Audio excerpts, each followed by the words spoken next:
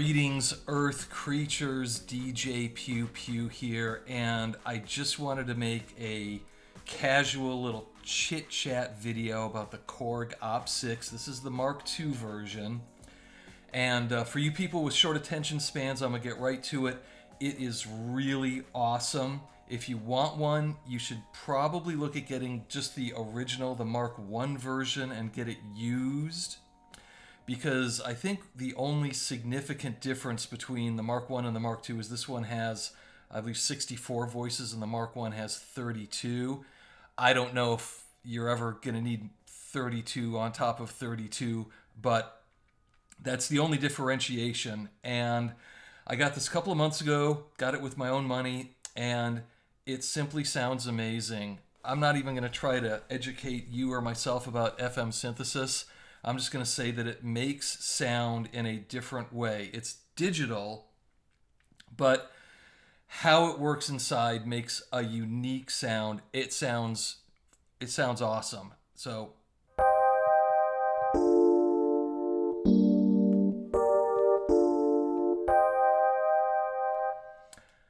I'm feeding it some chords from the Chordcat.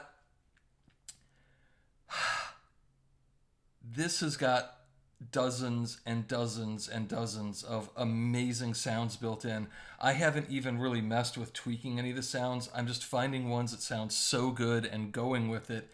And I'm immediately getting inspired. I've made several songs just simply based on the sounds that I was getting out of this unit here. Only criticisms that I would have on it, and at the price point, I know Korg makes several things all in the same container with the same keyboard, and money's kind of crazy right now, so I can't really criticize them for any shortcomings. What I would like to see on this is I would like to see a better, more substantial case and a better feeling keyboard.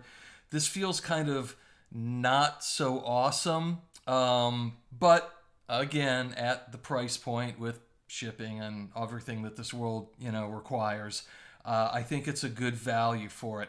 Not a lot of videos out there. This one's kind of flying under the radar, and I just wanted to talk a little bit and share my thoughts and share my feelings about it.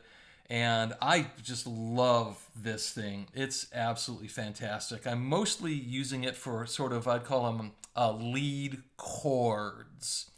But I have delved a little bit into the bass settings on here, which are ridiculously good.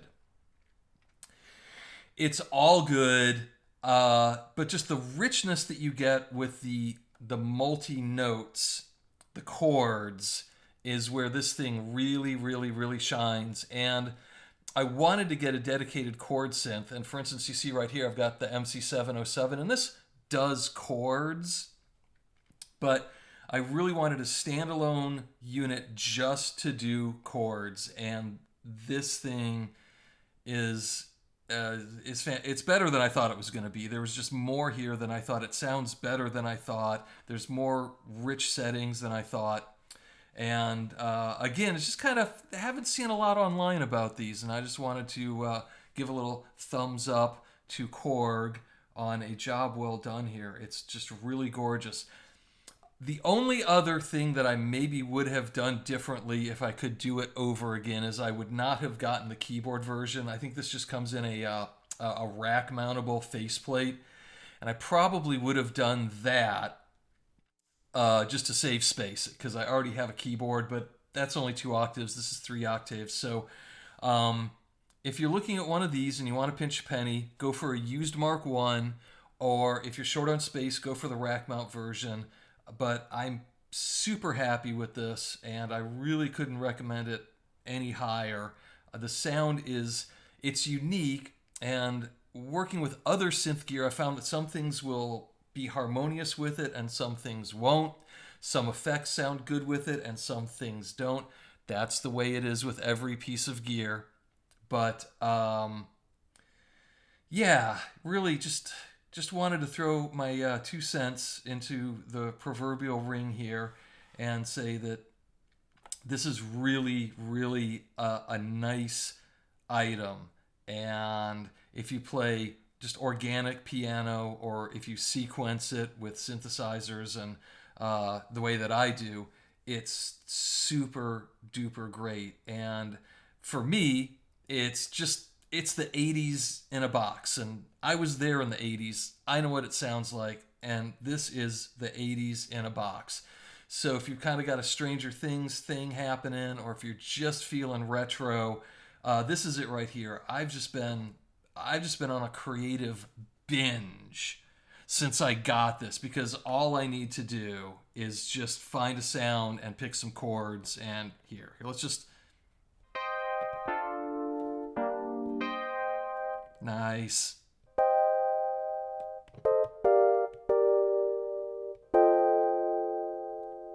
Nice.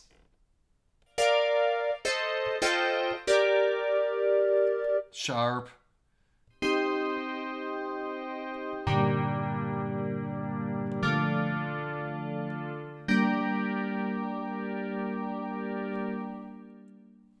I think that right there is a really good example of how this can go for long notes. A lot of synthesizers don't do long notes well because they're pretty much set on one cycle.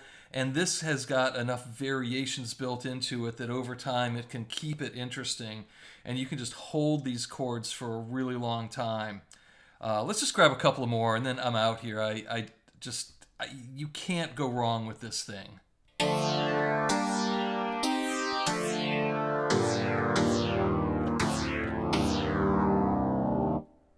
Yeah, vintage, vintage, vintage.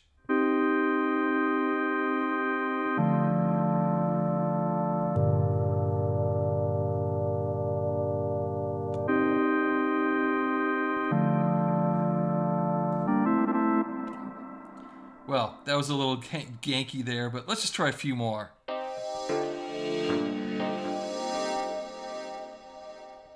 Again, you see how it's got the variations played out over time, where normally you'd use LFOs or whatnot, and I'm sure that there's some sort of programming in there, but again, the longer you go, the better this sounds versus other synths.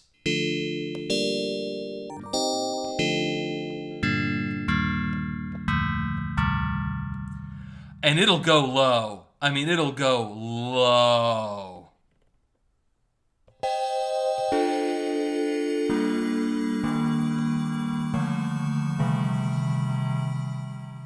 Nice, nice, nice, nice.